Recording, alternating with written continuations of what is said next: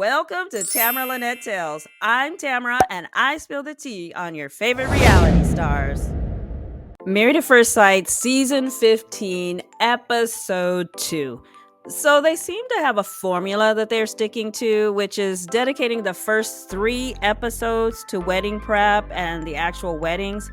For me, the season starts on their honeymoons.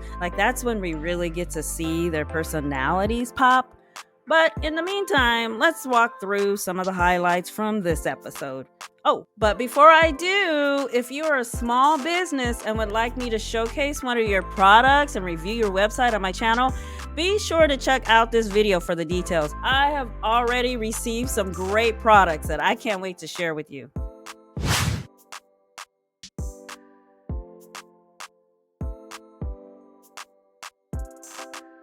So it's their wedding day. They finally stopped staging these scenes where the brides and grooms' friends pretend to wake them up.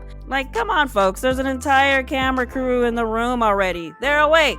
Nate's friend said, "Hey, you're getting married instead of getting bail."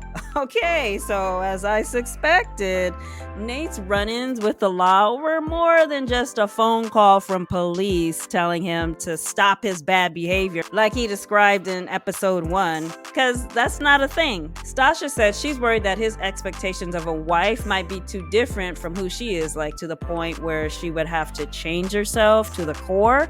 And her friend was like, "Well, where are you going to compromise at? Because you like to say no." I don't think I always say no, though.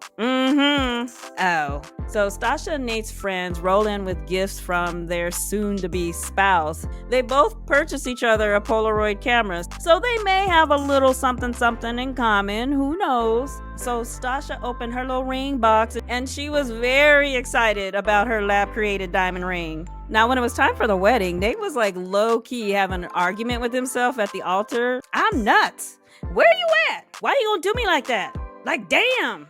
Yeah, I wouldn't accuse him of being well composed, but I get it. Once they saw each other, they were all smiles, and while her mother walked her down the aisle, Nate shouts out, "There we go, that's what I'm talking about." He told her she was beautiful, and she said, "You're very handsome."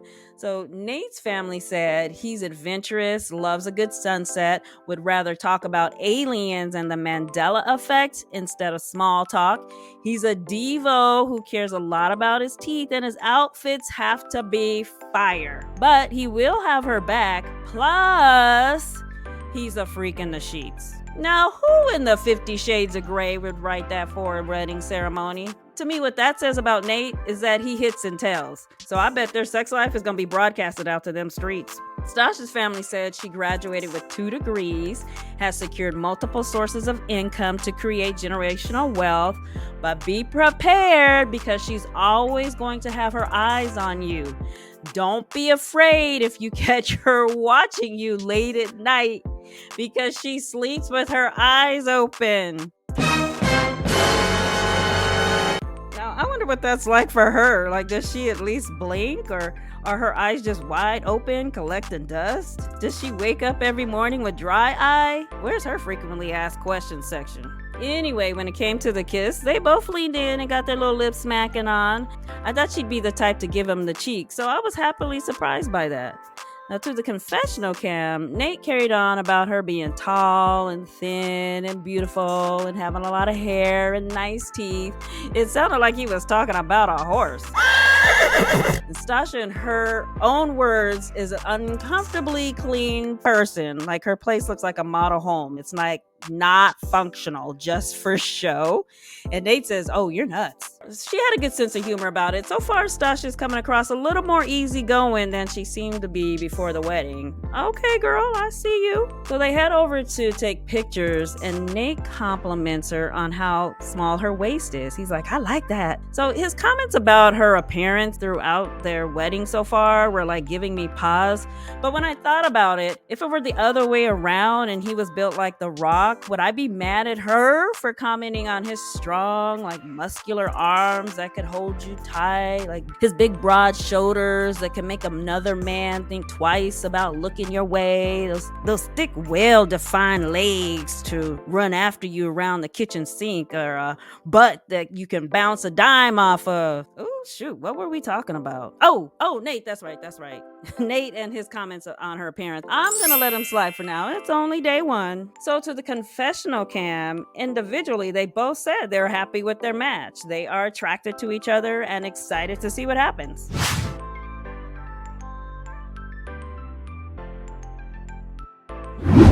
Now, Alexis is excited and reminded us again that she said no to 3 proposals, and now she's married to someone who seems amazing, and they're going to grow old together. Yeah, I predict that they will grow 8 weeks older together, then call it quits, but I'm simply playing the odds here. Hopefully I'm wrong. So Justin says he didn't even have expectations, but he's glowing like a Christmas tree. I don't know how you can go through this intensive process where they promise to find your perfect match and come out the other end with 0 expectations. I'm not buying that. Now, while they posed for their pictures, it looked like they knew each other for years. They genuinely seemed to be happy with each other. But I couldn't get over some of her slumpy poses, though. She's kind of a sloucher, like, girl, stand up straight. My back hurts just looking at you. So they had their first dance and they kissed, and Alexis asked, when was the last time you kissed a woman? Ladies and gentlemen, never ask that question unless you are prepared for any answer. He said 1.5 years ago because he's been celibate. She whipped her head back so fast in disgust and was like, oh God. But then get this, she yells across the dance floor to her friends, he's celibate. Like, how is shouting that out to her friends her first instinct? So to the confessional camp, she said, you don't want to hear that your man is celibate. I don't want to be mad because I can't get none. Girl, maybe he's been saving himself for marriage. Calm down. But her entire demeanor changed after that, like from happy to concerned in 16 seconds.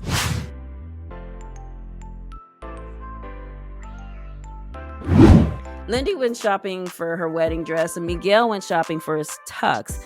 So Lindy's friends keep throwing out red flags.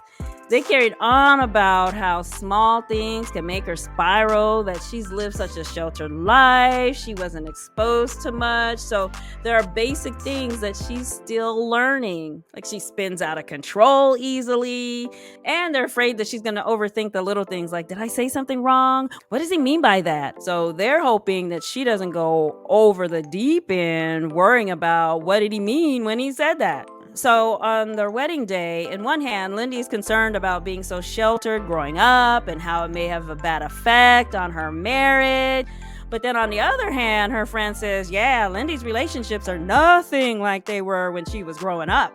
Like, I'm getting a rebellious wild child vibe based on how her friend was low-key, like, insinuating she's like the opposite of who she was. I don't think she's the innocent little sheltered child they're trying to paint her to be. I bet she's got some naughty secrets. Unfortunately, her dad isn't supportive of the wedding, which is no surprise, so he didn't attend. So she asked her brother to walk her down the aisle. So while Lindy's like grappling with all of that, Miguel was like, one of his concerns about getting married is that when he goes to the bathroom now, he doesn't have to worry about smells, but once he gets married, he's gonna have to worry about those types of things.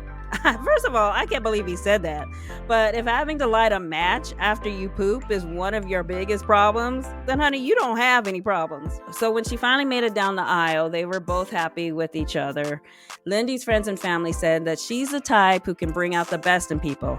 Dr. Lindy is a physical therapist. She's a friend that you can lose touch with, and when you reconnect, she'll pick right up where you left off. Now, Miguel's friends and family says he brings calmness to chaos. And if she has a new business idea, he'll be the first investor. He's a doctor with a PhD in neuroscience. He makes bad things better and good things great.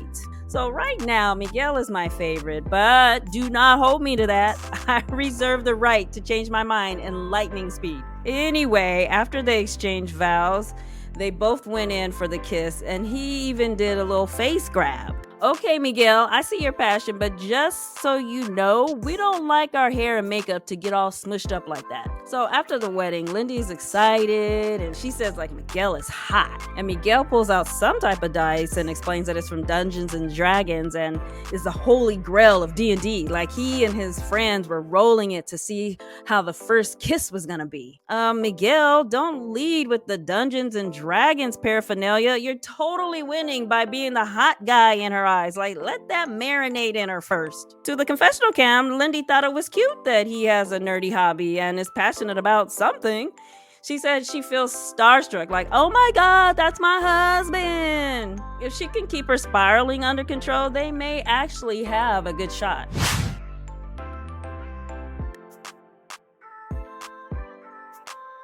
So when it came to her wedding dress, Morgan said she wants a dress that is super different, something that most people wouldn't pick, like a oh my God moment, a showstopper. And this is the dress she chose. Now, don't get me wrong, it's a beautiful dress, but we've all seen something like this before. She had me all hyped up thinking she was gonna get something like over the top, but this is just your standard pretty wedding dress. Meanwhile, Bihn's friends ask him about deal breakers. He said he doesn't want someone who is lazy and they need to be ambitious and on top of things. And his friend shouts out, so you're looking for someone who's like your mom. Bihn was like, I wouldn't mind the personality for sure. You know what? I believe he thinks he's on a different show. That one called I Love a Mama's Boy, because this dude can't get through a sentence without mentioning his mama. And what is with his haircut, if that's what you want to call it? Remember that show In Living Color? It reminds me of Damon Wayans' character from Men on Film. Anyway, at the last minute, Dr. Pepper called Morgan to discuss the wedding. She said they have to postpone it because her match got... She said she will get a honeymoon, but it's gonna have to be cut short. That sucks. But at least Morgan seemed to have the right level of concern. She showed concern for Bihn's well-being and hoped he wasn't really sick and that this would just be like a tiny little hiccup in their story. But then she took a quick turn and started to think that maybe he got cold feet and is lying about having it and using this as an excuse to maybe like bail on the wedding altogether. Girl, you'll meet your little prince and his mama in due time.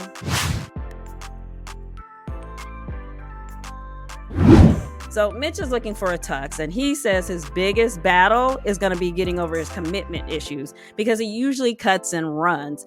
So his last relationship was about 5 years ago, he said. Now, as I think about it, this may be the best show for a commitment phobe because they only have to stay married for 2 months and then they can bail without judgment. I mean, where else can you get divorced after 2 months and not get side-eye? I'm just saying. So it's their wedding day, and Krysten is as nervous as a politician taking a lie detector test, but it's really her own fault. She made an already nerve-wracking day worse. Not only is she marrying a stranger, but she waited until her wedding day to tell her dad.